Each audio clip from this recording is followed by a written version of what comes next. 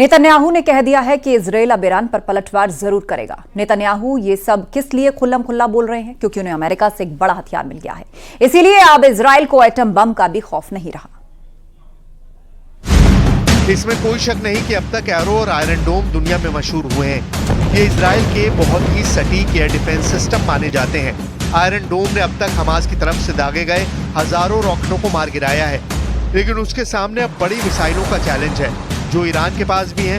इसके अलावा लेबनान में हिजबुल्ला और यमन में हूती दोनों के पास बैलिस्टिक मिसाइल हैं, लेकिन उनके खिलाफ 100% वाली गारंटी अब इजराइल के पास नहीं रह गई है। इसराइल को मालूम है कि सिर्फ ईरान ही नहीं बल्कि दक्षिण में यमन की तरफ से भी खतरा है और उत्तर में हिजबुल्ला की तरफ से भी मिसाइल हमले होंगे, क्योंकि हिजबुल्ला ने पिछले कुछ साल में ऐसे हथियार बनाए हैं जो इसराइल की रेंज तक मार कर सकते हैं।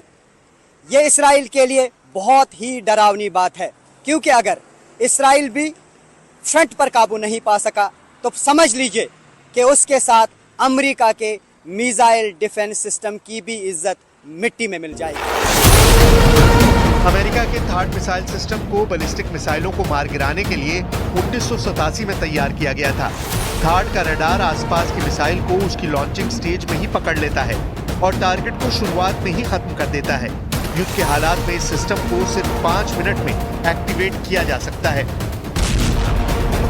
अमेरिका के एक थार्ड मिसाइल डिफेंस की एक बैटरी यानी 6 लॉन्चर्स के साथ इस सिस्टम की कीमत 25,000 करोड़ रुपए है। सऊदी अरब ने 2018 में अमेरिका से 44 थार्ड लॉन्चर और मिसाइल खरीदने के लिए एक समझौता किया था। इस सौदे की कीमत 1.25 लाख करोड़ रुपए के करीब थी। इस तरह आप अंदाजा लगा सकते हैं कि अमेरिका का ये मिसाइल डिफेंस सिस्टम कितना महंगा है और हर देश ऐसे सिस्टम को खरीदने की हैसियत नहीं रखता। ईरान को भी जरूर डर सता रहा होगा कि इजराइल अब अमेरिका के इसी एयर डिफेंस सिस्टम से उसकी मिसाइलों को रोक लेगा। ऐसे में पश्चिम एशिया में बैलेंस ऑफ पावर यानी शक्ति संतुलन में इजराइल बाजी मार लेगा। ईरान के इस खौफ को लेकर इलाके में तनाव बहुत ज्यादा बढ़ना तय है। यही वजह है कि थार्ड मिसाइल सिस्टम की वजह से ईरान ही नहीं रूस भी तनाव में है। पुतिन को भी फिक्र होगी कि अब ईरान इजराइल की टक्कर को बराबर का कैसे बनाया जाए।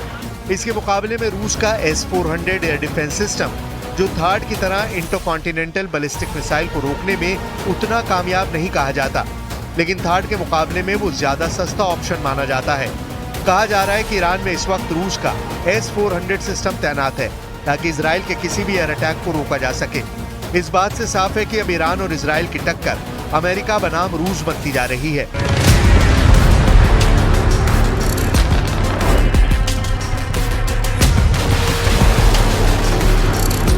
S-400 के मल्टीलेयर मिसाइल डिफेंस के मुकाबले थार्ड सिस्टम बैलिस्टिक मिसाइलों को उनकी उड़ान के शुरुआती दौर में ही गिराने का दावा करता है। THAAD system hit to kill तकनीक पर काम करता है, यानी ये मिसाइलों को रोकने और भटकाने की जगह उन पर सीधे आमने सामने का वार करके उन्हें तबाह कर देता है। इजराइल के पास अपना एयर और मिसाइल डिफेंस सिस्टम है।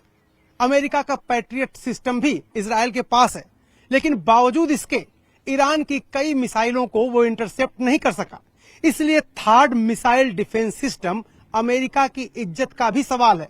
अगर अगले हमले में इन सब सिस्टम के बावजूद ईरान की मिसाइलें नहीं रुकी तो अमेरिका की साख और उसके मिसाइल डिफेंस सिस्टम पर सवाल उठना लाजमी है।